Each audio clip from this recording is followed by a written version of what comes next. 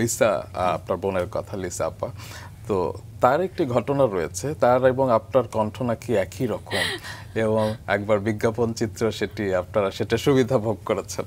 না না, সেটা করে না। ও সবসময় বলে যে মজা করে বলে যে ওর আর আমার কিন্তু কণ্ঠ অলমোস্ট একই রকম, কথা বলার কণ্ঠ। তো বলে যে কথা বলার কণ্ঠ যদি এরকম হয়, কণা তো আসলে আমাকে রিকোয়েস্ট করে আমার পায়ে ধরে গান থামাইছে আমাকে দিয়ে, আদারওয়াইজ আমি যদি গানটা কন্টিনিউ করতাম ও স্টার হতে পারতো না, যে আমাকে রিকোয়েস্ট করে বন্ধ করেছে। বাট ওই কথা যদি বলি আমরা ফোনে, তো ওই সময় আর কি ও প্রক্সি দিতে পারে আর কি কথা বলার। একবার নাকি ভয়েস ওভার দিয়ে বাইরে চলে গেছেন, পরে কারেকশন করার সময় অনেক আগের কথা, বাট এটা করেছে সে। মানে ছোট একটা কারেকশন ছিল, ও করে দিতে পেরেছে।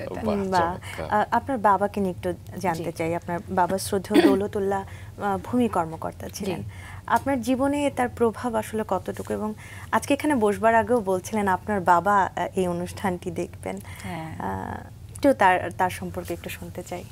আমার বাবা হচ্ছে পৃথিবীর সব বাচ্চাদের কাছে তার বাবা মা শ্রেষ্ঠ থাকে, বিশেষ করে মেয়েদের কাছে বাবারা হচ্ছে সেরা বাবা, সবচাইতে সেরা ব্যক্তিত্ব। তা আমার কাছেও ঠিক সেরকমই।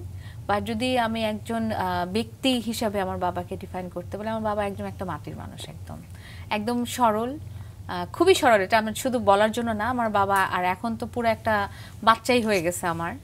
সো আমার বাবা মা দুজনই আমার বাচ্চা আর কি। তারা আমার উপর অনেক, মানে দেখা যায় যে ছোট ছোট জিনিস আমাকে ফোন করে জিজ্ঞেস করে। আর আমার যে কিছু গুণাবলী আমার বাবার কাছ থেকে পাওয়া, মানে আমার ব্যক্তিত্বের অনেকটা অংশ আমার বাবার মতো। যেমন আমার বাবা খুবই ক্ষমা করে দিতে পারে সবাইকে, একদমই প্রতিশোধ পরায়ণ না, আর কমপ্লিকেটেড না, একদম লেস কমপ্লিকেটেড, আর খুবই সরল আর কি। তো আমি খুবই কৃতজ্ঞ আল্লাহর কাছে যে আমার বাবার এই গুণগুলো আমি পেয়েছি। বাহ, তাকে আমাদের সবার পক্ষ থেকে অনেক সশ্রদ্ধ সালাম, কারণ তাদের কারণে আমরা একজন দিলশাদ নাহার কণাকে পেয়েছি।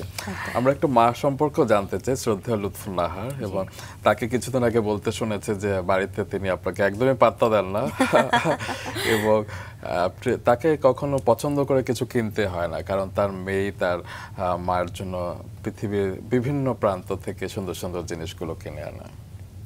মায়ের কোন কথাগুলো আপনি সবসময় মাথায় রাখেন?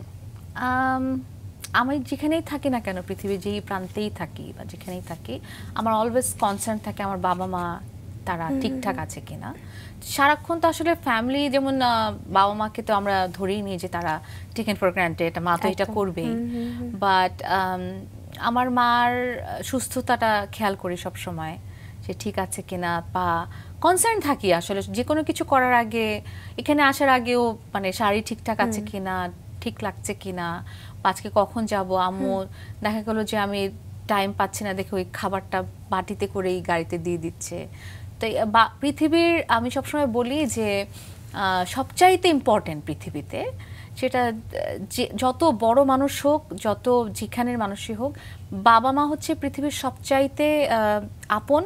বাবা মার থেকে আপন কেউই না, না ভাই বোন বা এরকম, মানে শুধু বাবা মা হচ্ছে সবচেয়ে বেশি ইম্পর্টেন্ট। আর হচ্ছে তোমার যে কাজটা তুমি করো, সেই কাজটা তোমার লাইফে ইম্পর্টেন্ট। এই দুইটা থাকলে বাকি সব তুমি ম্যানেজ করতে পারবা।